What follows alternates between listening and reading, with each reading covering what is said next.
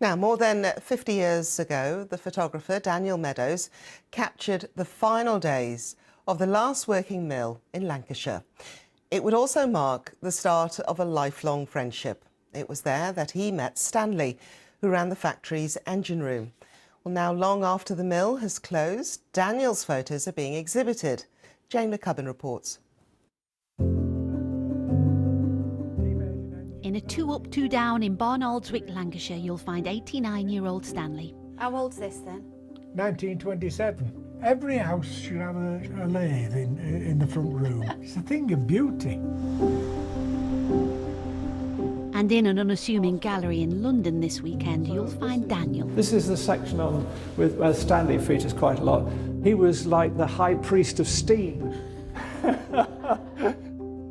50 years ago, Daniel travelled to Lancashire to photograph the last breaths of a dying trade and ended up making an unlikely friendship that would last half a century. It was the time of the Sex Pistols, Concorde, and all these wonders of modernity, and yet I found myself stuck up there in the middle of the Pennines. And I was next door to something that looked like it had come out of Dickens. Now the low pressure's starting to talk to us a bit now. It's starting. Daniel's camera and microphone captured the sights and sounds of Bancroft Mill, one of the UK's last steam-powered weaving sheds. I take it this is what is known as an establishing shot. It is, Stanley, humour me. And Stanley was the man behind the steam that powered 1,000 looms. Chalk and cheese. You and Daniel. Yeah. Well, for instance, Daniel was brought up being taught how to play croquet. The first time I ever come across croquet, I thought that it ought to be restricted to consenting adults over 40. I've never seen anything so violent in my life. And people cheating.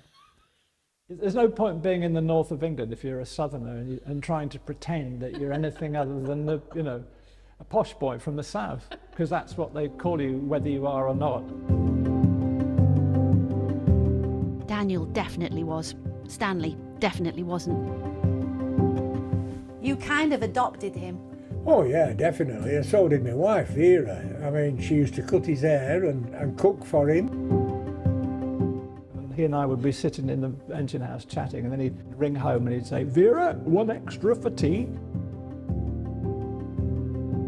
The pictures captured a moment in time just doesn't exist anymore. You can't do those pictures now, they don't exist. And the people don't exist either.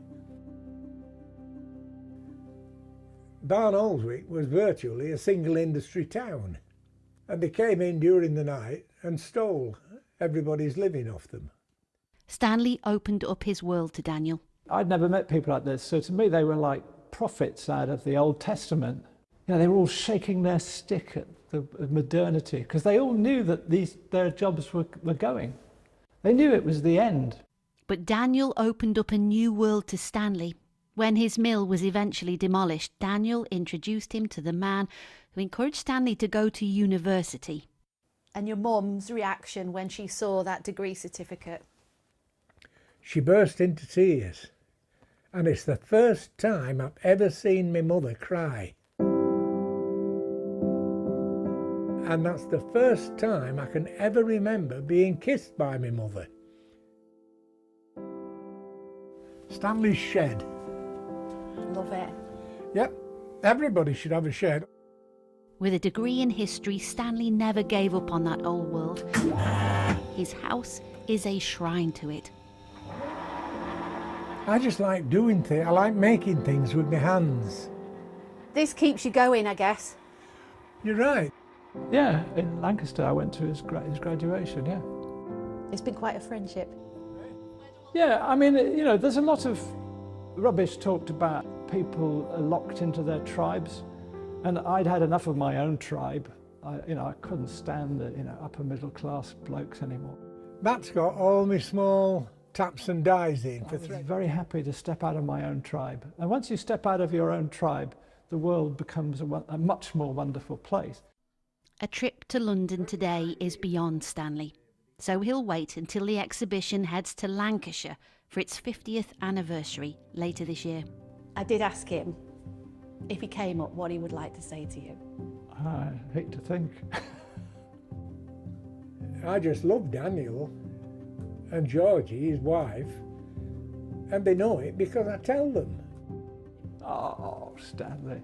Oh. That's wonderful. Yeah. No, well, I love you too, Stanley. Bless him. And you can see Daniel's photographs at an exhibition at the Four Corners Film and Photography Centre in East London.